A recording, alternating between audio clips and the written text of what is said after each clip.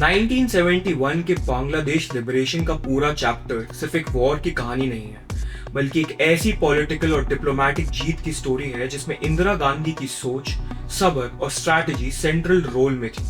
जब ईस्ट पाकिस्तान में पाकिस्तानी आर्मी ने अपने ही बंगाली लोगों पर जुल्म शुरू किया, लाखों लोग मारे गए और लगभग 1 करोड़ से ज्यादा शरणार्थी भारत की सीमाओं में आ गए, तब दुनिया सिर्फ देख रही थी। लेकिन इंदिरा गांधी चुप बैठने वाली लीडर्स में से नहीं थी।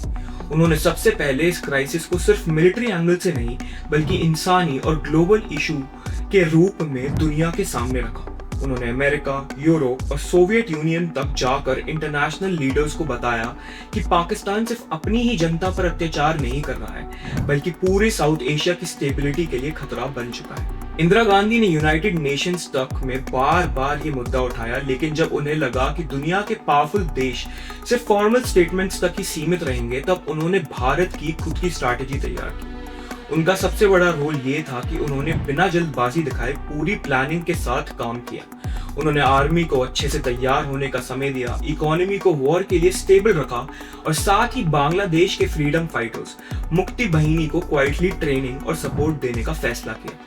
ये सब कुछ इतना सीक्रेटिव और डिसिप्लिन तरीके से किया गया कि पाकिस्तान को लास्ट मोमेंट तक अंदाजा नहीं हुआ।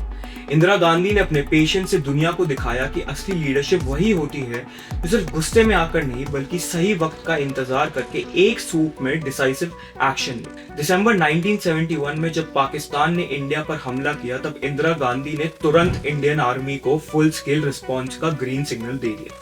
यह डिसीजन सिर्फ मिलिट्री फोर्स का नहीं था, ये एक मॉरल डिसीजन था कि भारत अब सिर्फ रेफ्यूजी का बोझ नहीं उठाएगा, बल्कि जुल्म के खिलाफ भी खड़ा होगा। सिर्फ 13 दिनों में इंडियन आर्मी ने ईस्ट पाकिस्तान में पाकिस्तान की फौज को घुटने टेकने पर मजबूर कर दिया और 16 दिसंबर 1971 को हिस्टोरिक सरेंडर हुआ।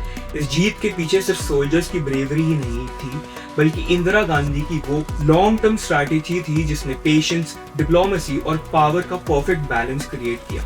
उन्होंने ये भी इंश्योर किया कि वॉर के बाद बदला लेने का माहौल ना बने, बल्कि वो नया देश बांग्लादेश एक संभावित दोस्त के रूप में उभरे।